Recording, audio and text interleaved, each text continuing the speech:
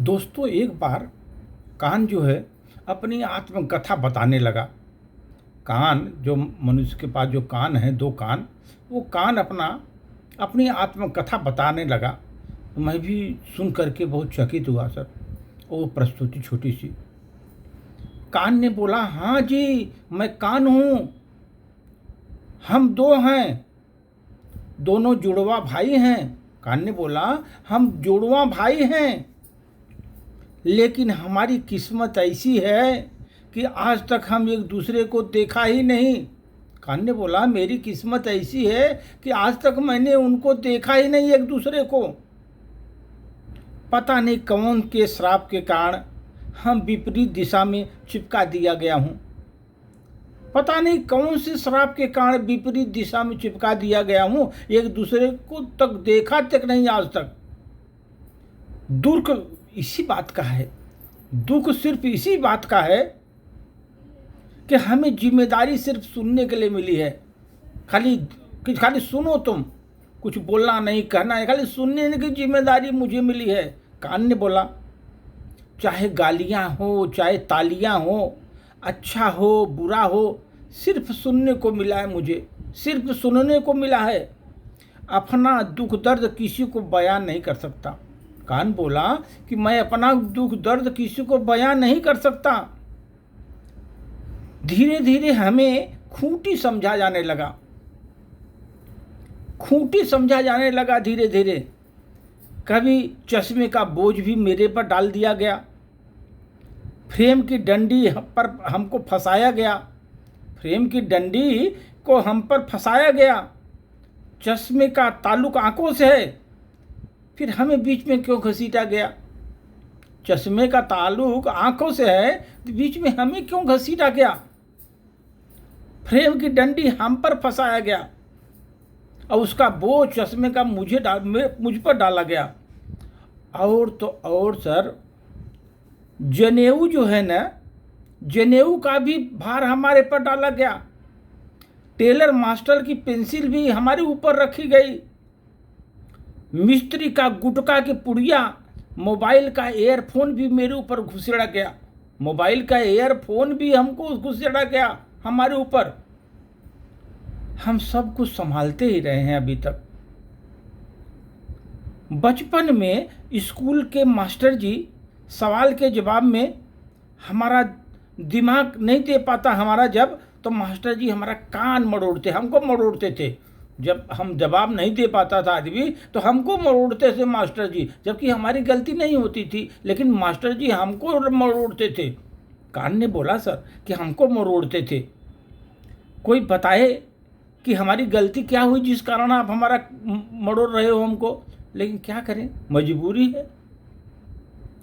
जब हम जवान हो गए, पुरुषों और औरतों की उसमें लौंग, बलिया, झुमके सब लटका दिए गए, हम ही पर लटकाए गए।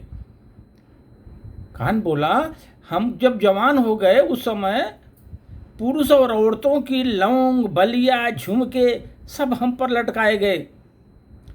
हमको छेदा भी गया सर, छेदा भी गया, छेदन क्रिया हुई हमारे कान पर।